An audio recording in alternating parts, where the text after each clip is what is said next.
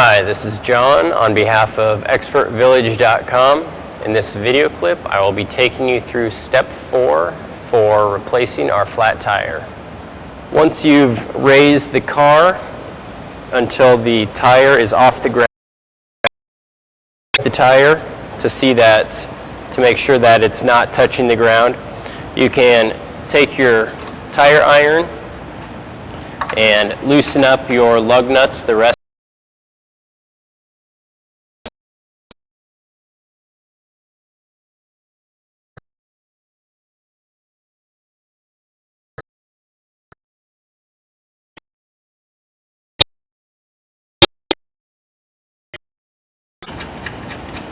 Once you remove all your lug nuts, you want to make sure to keep them in a safe place so you do not lose them.